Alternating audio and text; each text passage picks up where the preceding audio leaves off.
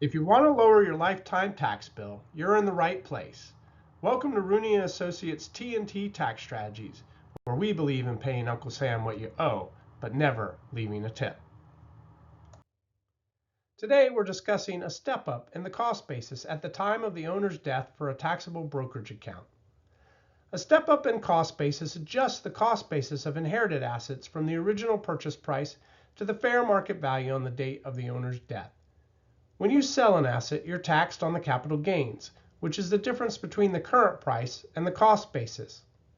The benefit is that heirs can effectively eliminate capital gains taxes on any appreciation that occurred during the original owner's lifetime. The best way to accomplish this strategy is by using what is called a transfer on death designation on the brokerage account. Don't use a joint tenant with right of survivorship designation, or you'll reduce the effectiveness of the strategy.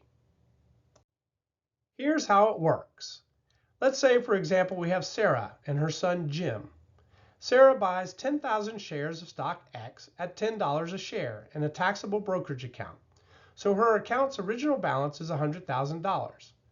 10 years later, it's worth $500,000, and unfortunately, Sarah passes away. Jim inherits the account and sells all of stock X. The entire account receives a full step up to its date of death value of $500,000. That means the new cost basis for stock X has been stepped up to $50 a share. And if Jim sells all of stock X immediately, he will have zero capital gain, and thus zero capital gains tax. The best way to accomplish this strategy is with a transfer on death, or TOD designation, which is a simple non-probate tool that allows you to name a beneficiary for your account. The beneficiary has no ownership rights. Because the child is not a joint owner and only receives the assets after the parent's death, the entire account is considered an inherited asset, and the full value qualifies for a step-up in basis. In many cases, parents make the mistake of using a joint tenant with right of survivorship designation instead of a transfer on death. When you add an adult child as a joint tenant with right of survivorship, you both become equal owners of the account. Upon the death of one owner, the assets automatically pass to the surviving owner. Since the child is a co-owner, they receive a step-up in basis only on the deceased's portion of the account. The child's original half retains the original cost basis. Continuing with our previous example, if Sarah had put her son Jim on the account as a joint tenant 10 years ago when she opened the account, rather than using a transfer on death, then Sarah and Jim own the account 50-50. Sarah has 5,000 shares of stock X, and Jim has the other 5,000 shares, valued at $10 a share, resulting in a balance of $100,000. 10 years later, stock X is worth $50 a share, so the account is worth $500,000. Sarah, as half owner of the account, receives a step up in the basis on her half of the account when she passes. So 50% of the account value, which is $250,000, becomes the new cost basis for her half. Remember, Jim also owns half of the account, and he's still alive. The cost basis for his portion remains the original half of the purchase price, or 50% of $100,000, which is $50,000.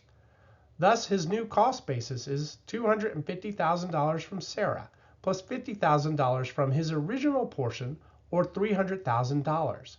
If Jim sells the entire account for $500,000, his taxable gain would be the current account value of $500,000 less his new cost basis of $300,000, or $200,000.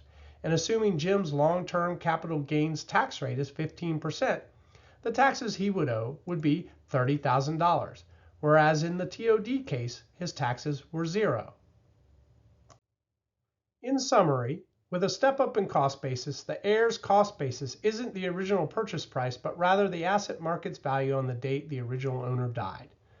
This new higher basis means that if the heir sells the assets shortly after inheriting, the capital gain can be zero. Don't use a joint tenants designation with your children, or they won't receive the full benefit of the step-up. The best way to implement this strategy is by using a TOD designation, which can lead to significant tax savings. If you want more tips on lowering your lifetime tax bill, be sure to check out our website at raawealth.com. I'm a chartered financial analyst and financial planning professional. My name is Jamie Rooney.